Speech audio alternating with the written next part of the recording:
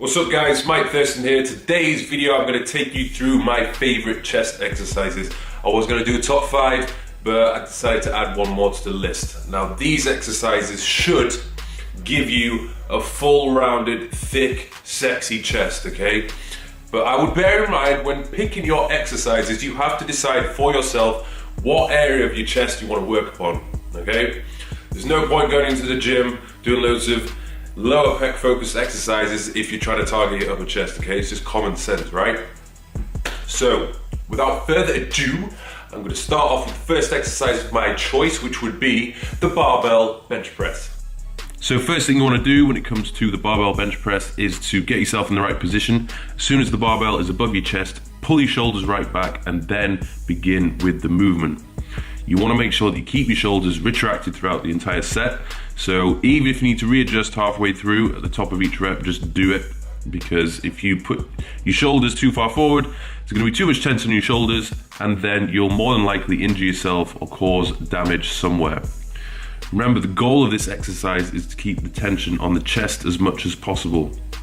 So a little tip for you, what I tend to do is imagine that I'm trying to push my hands together when I'm pulling the weight down and pressing forward. So that intention of pushing my hands together increases tension on my chest. It's worth noting that hand positioning will make a difference, but I would vary it from time to time.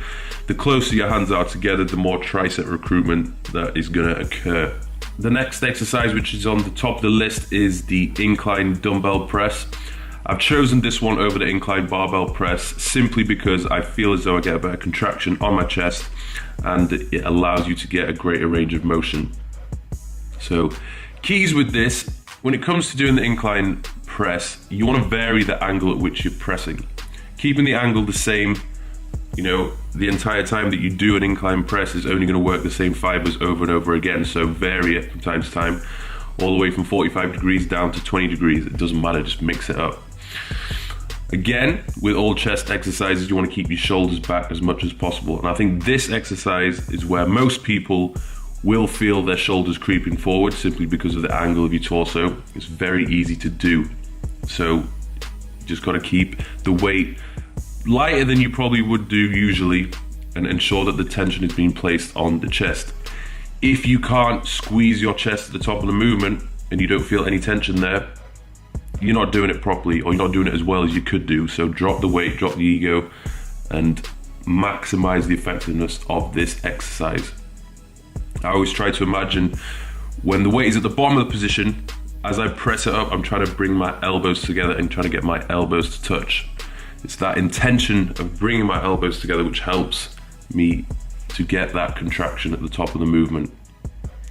So the next exercise we move on to is the incline cable fly.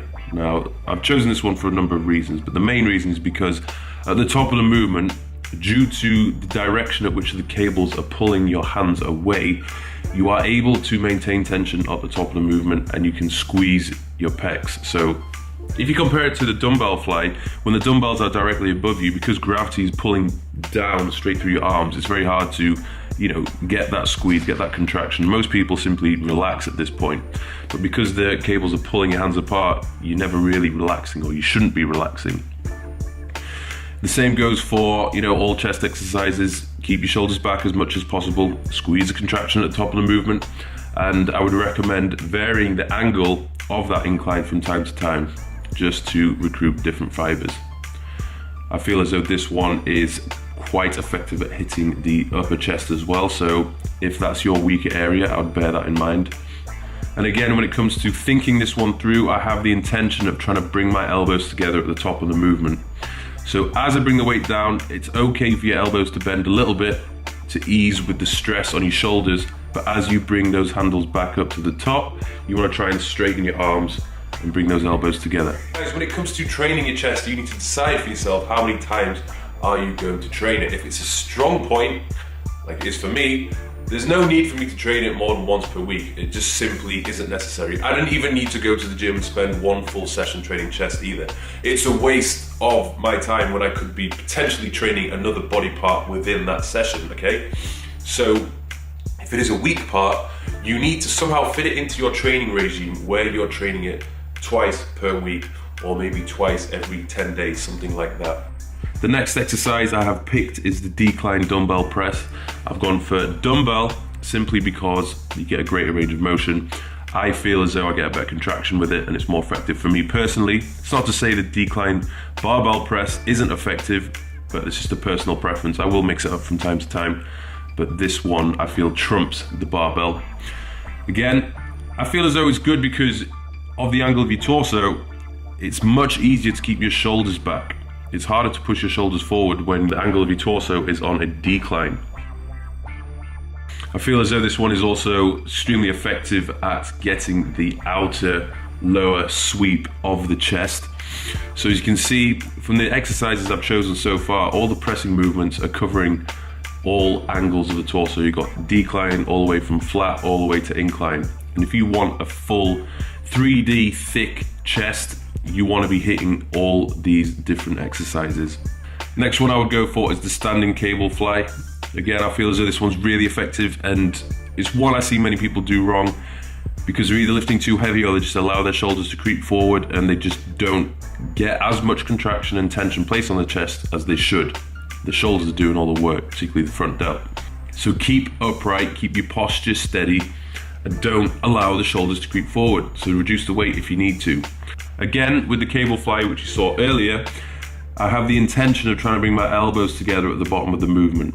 Okay, this is the function of the pec, to bring your elbow across the body. So you want to get that elbow across your body as much as possible to shorten the pec. Don't try and keep your elbows bent and just bring your hands together because you're not doing it as well as you could be.